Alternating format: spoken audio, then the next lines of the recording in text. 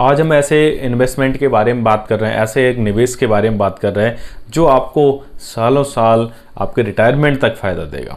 वैसे तो मैंने अभी हाल ही में 2 से 3 वीडियो और बनाए हैं इन्वेस्टमेंट के लिए, जिसपे पूरी तरह टैक्स बेनिफिट है, टैक्स में छूट है, यानी सेक्शन 80C के अंतर्गत आपको टैक्स का बेनिफिट भी मिलेगा। तो आपने वो पुराने वीडियो नहीं देखे हो तो वो भी देख सकते हैं। तो आज भी ऐसा एक निवेश लेके आया हूँ जिसका नाम है PPF यानी पब्लिक प्रोविडेंट फंड। जी हाँ, ये पब्लिक प्रोविडेंट फंड में क्या क्या फ़ायदे हैं, किस तरीके से इसमें टैक्स में छूट मिलती है और कितने साल का इसका लॉक इन पीरियड रहता है, इसके बारे में जानेंगे कि किस तरीके से हमें फ़ायदा करता है और FD से किस तरीके से अलग है। सो आइए चलते हैं। नमस्कार दोस्तों, मैं हूं शैलेंद्र और स्वागत है आपका मार्केट मिस्ट्री चैनल में। आज बात करेंगे PPF अकाउंट के बारे में। ये PPF अकाउंट क्या होता है, यानी पब्लिक प्रोविडेंट फंड एक क्या होता है और किस तरीके से काम करता है। वैसे तो आपने बहुत सारे इन्वेस्टमेंट के, बहुत सारे निवेश के नाम सुने होंगे और बहुत सारे काम भी कर रहे हैं, आप उनसे फ़ायदा भी हो रहा है। मैंने हाल ही में जैसा मैंने अभी बताया था कि मैंने बहुत सारे निवेश के वीडियो भी बनाए। आप चाहो तो हमारे चैनल के प्लेलिस्ट में जाके चेक कर सकते हैं, गुड इन्वेस्टमेंट के नाम से जो प्लेलिस्ट होगी वहाँ पे आप इनको चेक भी कर सकते हैं। तो आज हम बात करेंगे प्रोविडेंट फंड की। ये प्रोविडेंट फंड क्या होता है?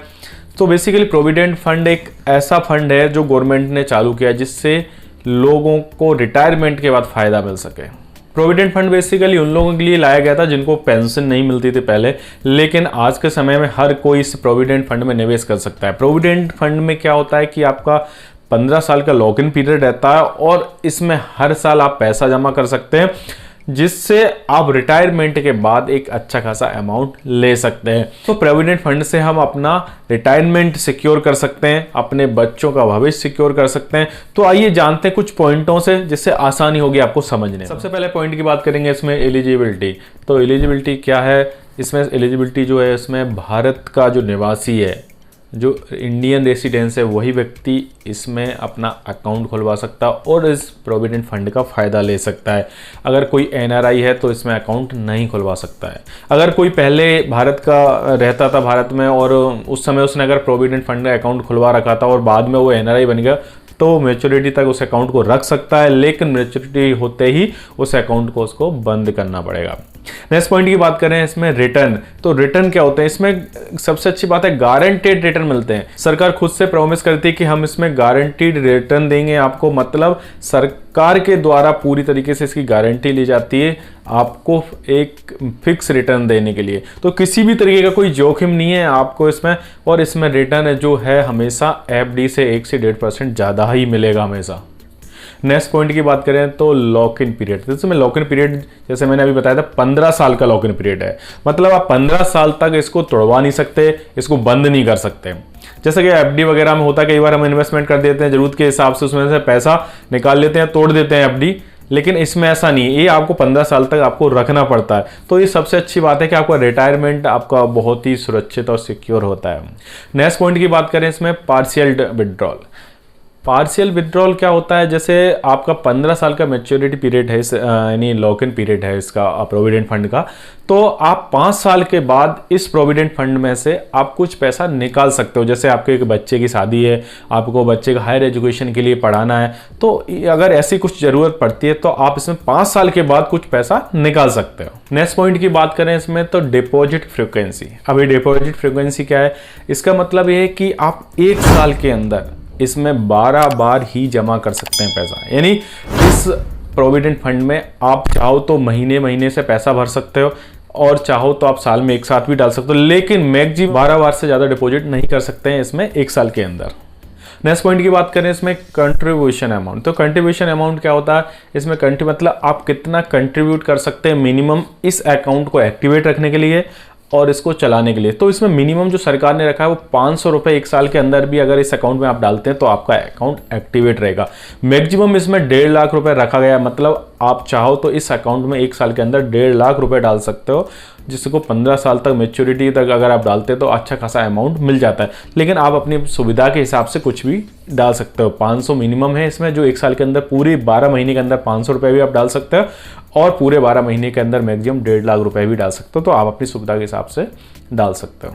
नेक्स्ट पॉइंट की बात करें इसमें तो लोन अगेंस्ट PPF। यानी लोन जो है आप इस अकाउंट पे लोन भी ले सकते हो आप अपनी सुविधा के हिसाब से। मान लो आपको पैसा नहीं निकाल, जैसे लॉक इन पीरियड है इसमें, और पार्शियल विड्रॉल भी आपको 5 साल के बाद है, तो आपको अगर लोन चाहिए तो इस पे लोन देने की सुविधा मिल जाती है। तो लोन कैसे, लोन आप इसमें 3 साल के बाद ले सकते हैं, यानी आपका प्रोविडेंट अकाउंट खोल के अगले 3 साल के बाद आप इसमें कभी भी लोन के लिए अप्लाई कर सकते हैं। Next point and last point, tax treatment. अब ये टैक्स ट्रीटमेंट क्या है, इसमें सबसे अच्छी बात है कि आपको सेक्शन 80C के अंतर्गत आपको टैक्स में छूट मिलती है।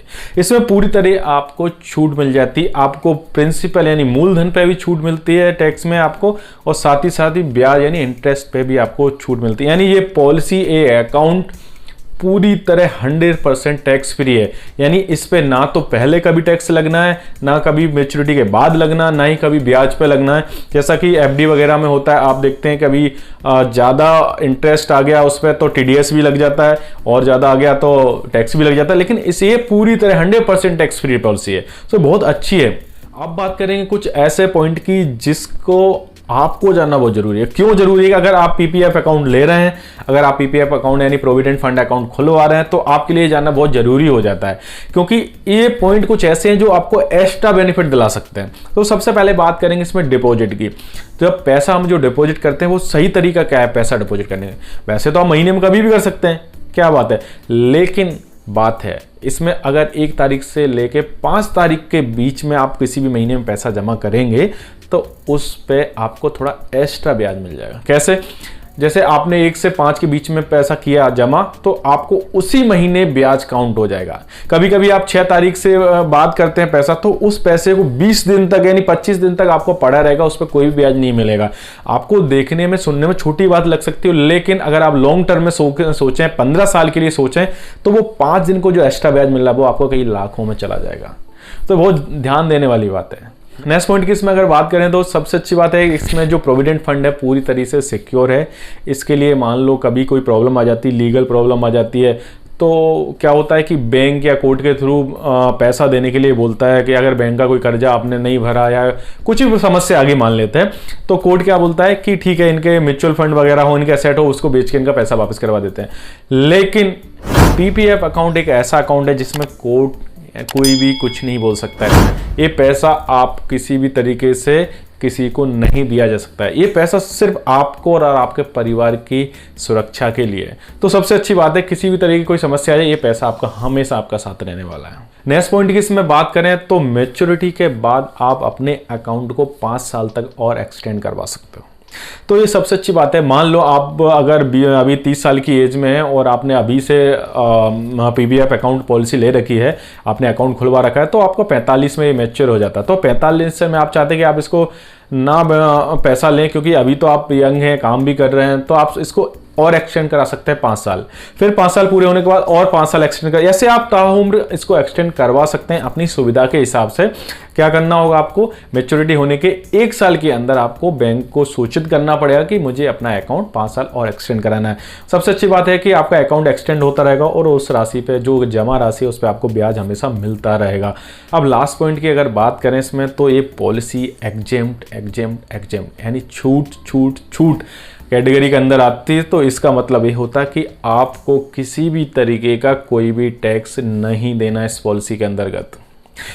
आपको ना ही तो मूलधन यानी प्रिंसिपल पे आपको टैक्स देना, ना ही ब्याज यानी इंटरेस्ट पे टैक्स देना, ना मैच्योरिटी के बाद देना, ना मैच्योरिटी से पहले देना, ना पार्शियल विड्रॉल पे। तो किसी भी तरीके का कभी भी इस पे कोई टैक्स नहीं देना। तो सबसे अच्छी बात है, आप यहाँ अपना टैक्स बचा सकते हैं। आप अपने घर में किसी का भी अकाउंट खुलवा सकते हैं, अपना भी खुलवा सकते हैं, अपने वाइफ का भी खुलवा सकते हैं, अपने बच्चों का भी खुलवा सकते हैं। इसमें सबसे अच्छी बात है कोई एज लिमिट नहीं है, आप माइनर को भी खुलवा सकते हैं इसमें।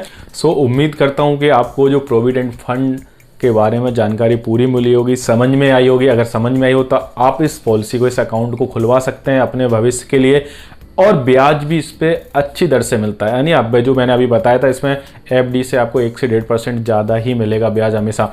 तो आप इसको पॉलिसी को ले सकते हैं, आप अपने परिवार में सभी लोगों की खुलवा सकते हैं और पैसा सबके नाम से सेव कर सकते हैं। तो इस वीडियो को अपने दोस्तों में, परिजनों में शेयर करें, जिससे उनको भी ये जानकारी मिल सके। सो बैंकिंग और फाइनेंस की जानकारी के लिए हमारे चैनल को सब्सक्राइब करें। तो मिलते हैं नेक्स्ट वीडियो में। तब तक के लिए नमस्कार, जय हिंद।